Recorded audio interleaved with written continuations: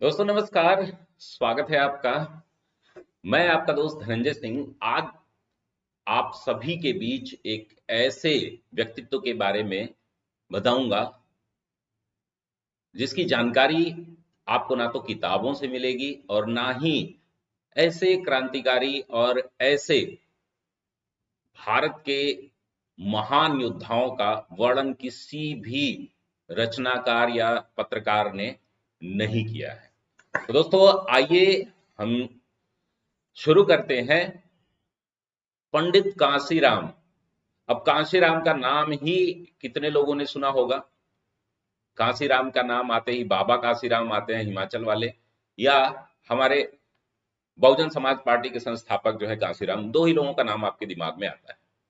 क्या कभी आपने पंडित कांशीराम का नाम सुना है? नहीं सुना है ना। वो कैसे सुनेंगे आप? क्योंकि हमारे इतिहासकारों ने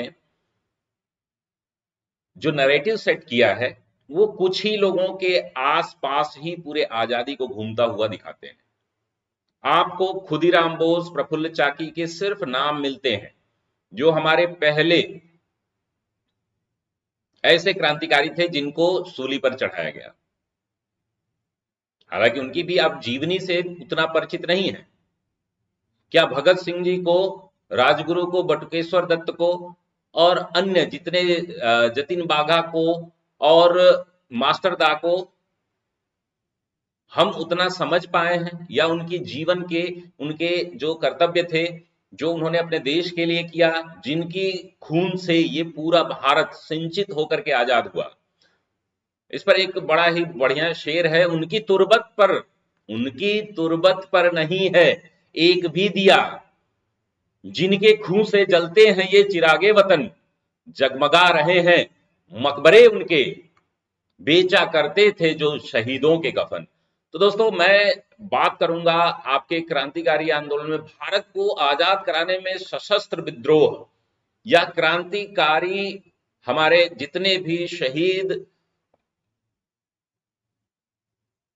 हमारे स्वतंत्रता संग्राम सेनानी रहे हैं, उनका बहुत ही बड़ा महत्व है हमारे स्वतंत्रता संग्राम आंदोलन में। जितना गांधीवादी आंदोलन का मतलब है, जितना जो है अहिंसावादी आंदोलन का मतलब है, जितना समाजवादी आंदोलन का मतलब है, उससे कहीं भी कमतर इस क्रांतिकारी आंदोलन को भी नहीं माना जा सकता। लेकिन हमारे यहाँ ये दोहरी परंपरा देखी गई है कि कुछ ही लोगों के इर्द गिर्द जो है पूरा इतिहास लिखा गया है। भारत को आजाद कराने में, भारत को स्वतंत्र कराने में सशस्त्र विद्रोह की अखंड परंपरा 1857, उससे क्या हम मान सकते हैं प्लासी के युद्ध से, कुछ इतिहासकार तो मानते हैं प्लासी के युद्ध से लेकर के 1961 तक इनका रोल रहा है। तो अंग्रेजी राज्य की स्थापना के साथ ही सशस्त्र विद्रोह का आरंभ हो गया था। बंगाल में आप सैनिक विद्रोह देखें, चुआड़ विद्रोह देखें, सन्यासी विद्रोह देखें, संथाल विद्रोह देखें, सशस्त्र विद्रोहों की जो परिणति है वो बेसिक रूप से, हालांकि उतनी ऑर्गेनाइज नहीं हो पाई, 1857 की क्रांति में आप देखने को मिलता है। पहला स्वतंत्रता संग्राम संघर्ष जो है, जो कि एक असफल विद्रोह के रूप में बहुत सारे इतिहासकार तो इसको आंदोलन ही नहीं मानते,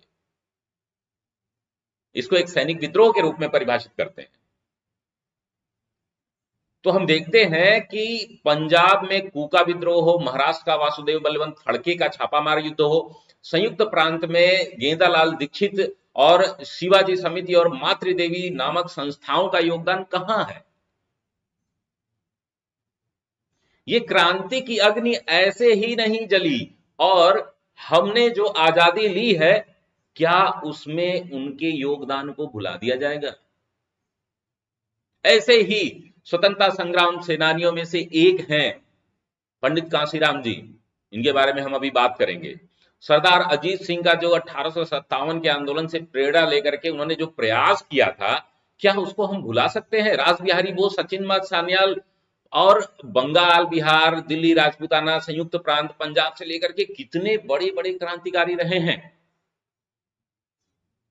क्या हम उनके योगदान को भुला सकते हैं?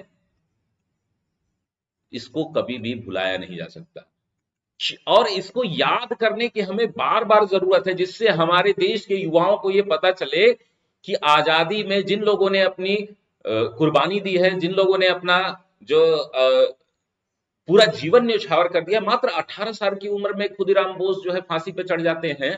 उन व्यक्तित्व को हम कैसे भुला सकते हैं? क्या हम उनके नाम से कोई किसी भी प्रकार का विश्वविद्यालय हमारे यहाँ चल रहा है, किसी प्रकार की ट्रेन जो है हमारे यहाँ चल रही है, तो इनके नाम को हम भूल जाएंगे धीरे धीरे। हमारे आज के लोग जो है पंडित काशीराम को भूल चुके हैं। अगर आप देखेंगे राजा महेंद्र प्रताप की जो पहली बार, बहुत सारे लोग जो है उनको भी भूल चुके थे, राजा महेंद्र प्रताप की जो है बात जो है किसने, अभी माननीय मुख्यमंत्री उत्तर प्रदेश और माननीय प्रधानमंत्री जी ने उनके नाम से एक विश्वविद्यालय की स्थापना की। अफगान प्रदेश में जाकर के अस्थायी समानांतर सरकार बनाना एक बड़ा काम है और उनको हम भुला नहीं सकते। सैन्य संगठनों की बात करें तो ब्रिटिश भारत से युद्ध करने के लिए रास बिहारी बोस के योगदान को भुलाया जा सकता है क्या? जापान में आजाद हिंद फौज के लिए जो अनुकूल भूमिका निभाई उन्होंने, रास बिहारी बोस के योगदान को कितना हम देखते हैं। सुभाष चंद्र बोस जी के योगदान को हम किस स्तर पर देखते हैं। वैसे ही पंडित काशीराम हमारे गदर पार्टी के बहुत बड़े नेता थे। तो पहली बात ये जान लीजिए, पंडित काशीराम के बारे में हम लोग बात कर रहे हैं तो देश की स्वतंत्रता में अपने प्राण न्यौछावर करने वाले पंडित काशीराम का जन्म जो है 1883 में पंजाब के अंबाला जिले में हुआ था। उन्होंने मैट्रिक परीक्षा पास करने के बाद कुछ काम छोटा मोटा वो करते थे, तार भेजना, डाक तार के विभाग से कुछ जुड़े हुए थे। दिल्ली में कुछ समय के लिए वो नौकरी भी किए, फिर उसके बाद वो अमेरिका चले गए। मेन काम वहां अमेरिका में उनका स्वतंत्रता संग्राम से शुरू हो जाता है। माना जाता है कि अमेरिका से ही इस क्रांतिकारी का जीवन प्रारंभ होता है। अपने आजीविका के लिए ये कुछ ठेके पर छोटे मोटे काम लिया करते थे, ठेकेदारी करते थे, कॉन्ट्रैक्ट पे कुछ काम किया करते थे। इंडियन एसोसिएशन ऑफ अमेरिका और इंडियन इंडिपेंडेंट लीग से ये जुड़े थे। हालांकि इनके जीवन पर बहुत बड़ा प्रभाव जो है लाला हरदयाल जी का था। लाला हरदयाल जी जो कि गदर पार्टी के संस्थापक सदस्यों में से एक थे और उन्हीं के नाम से गदर पार्टी जानी जाती है। अब वे चाहते थे कि अमेरिका में रह करके हम अपने लोगों को संगठित तो कर रहे हैं, लेकिन अंग्रेजों की चंगुल से भारत को छुड़ाने के लिए आवश्यक है कि कुछ हमारे कार्यकर्ता, कुछ हमारे पार्टी के लोग जो सक्रिय हो और जिनमें वो क्षमता हो, वो भारत में जाकर के लोगों को जागरूक करें। कुछ ही समय बाद जो है ये गदर पार्टी से पंडित कांशीराम जी जुड़ते हैं, गदर पार्टी के कोषाध्यक्ष बनाए जाते हैं। और जिस तरह से यूरोप का प्रथम विश्व युद्ध के जो कार्य क्रियाकलाप चल रहे थे, उसी समय गदर पार्टी ने निश्चय किया कि अमेरिका से भारत कुछ लोगों को भेजा जाना चाहिए, जहां पर जो लोग बहुत ज्यादा योग्य हों, जिनके पास नेतृत्व की क्षमता हो, जिनके पास कन्विंसिंग पावर हो, वहां से जाकर के भारतीय सेना में अंग्रेजों के विरुद्ध जो है अंग्रेजी विरोधी भावनाएं भड़काना ये आसान काम नहीं है। आप एक आईबी का काम कर रहे हैं कि अंग्रेजी शासन में जो अंग्रेजी सेनाएं हैं उनके बीच जा करके और उनको अंग्रेजी सेना के विरुद्ध भड़काना, ये समझ लीजिए कि एक बहुत बड़ी रणनीति के तौर पर देखा जा सकता है। लेकिन इस क्रांतिकारी के बारे में हम लोगों को पता ही नहीं। और इस काम को करने के लिए उन्होंने पूरी जिम्मेदारी, अपना जीवन समझ लीजिए कि उसी दिन उन्होंने खत्म कर लिया जिस दिन वो भारत आ रहे थे। और घूम घूम करके माना जाता है कि अंग्रेजों की सेना में घुस घुस कर उनके खिलाफ वेतन से लेकर के अन्य चीजों के बारे में भारतीय फौजियों को भड़काना ये आसान काम नहीं है। लेकिन पंडित काशीराम जी ने भारत को आजाद करने के लिए, भारत मां पर अपने प्राण निछावर करने के लिए खतरा भी ले लिया। अब जो है इसी योजना के अंतर्गत हम देखते हैं कि पंडित काशीराम भारत आए।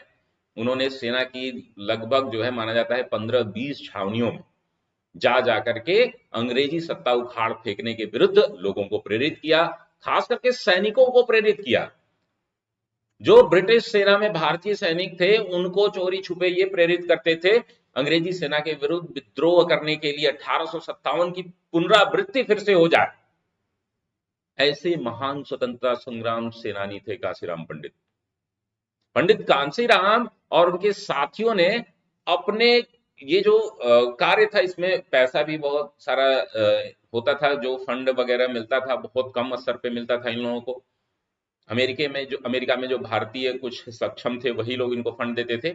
इनका उद्देश्य ये था कि किसी सरकारी कोषागार, शायद मोगा नाम से कोई सरकारी कोषागार था, उसको लूटने का भी इनका प्रयास हुआ, लेकिन ये असफल रहे। और इसी के समय इसी कोषागार को लूटने में एक इंस्पेक्टर और एक तहसीलदार या जो भी कहें कि जेलर की हत्या ये लोग कर देते हैं। और उसके बाद ये सभी पूरा ग्रुप ही पकड़ा जाता है। कांशीराम और उनके सभी समर्थक और साथी जो है इस पर पकड़े जाते हैं, उन पर मुकदमा चलता है। और आज ही के दिन 27 मार्च 1915 को इस महान स्वतंत्रता सेनानी पंडित कांशीराम को फांसी दे दी जाती है। तो दोस्तों ये रही पूरी इनकी जीवनी। तो आपको याद है ना, मैंने इस की शुरुआत की थी, इस लेक्चर की शुरुआत की थी कि जिनकी तुरबत पर नहीं है एक भी दिया, उनके खून से जलते हैं ये चिरागे वतन, जगमगा रहे हैं मकबरे उनके, बेचा रहते थे जो शहीदों के कफन। दोस्तों इसी के साथ हम अपने वीडियो को समाप्त करते हैं। और पंडित कांशीराम के और भी योगदान मैंने बहुत सारा सर्च किया लेकिन मिल नहीं रहा है, बहुत सारी इंफॉर्मेशन इनके बारे में नहीं है। तो ऐसे ही ढेर सारे वीडियोस के लिए आप हमारी वीडियोस देखते रहें। मिलते हैं हम लोग अगले लेक्चर में, तब तक के लिए धन्यवाद। स्वस्थ रहिए, मस्त रहिए, व्यस्त रहिए।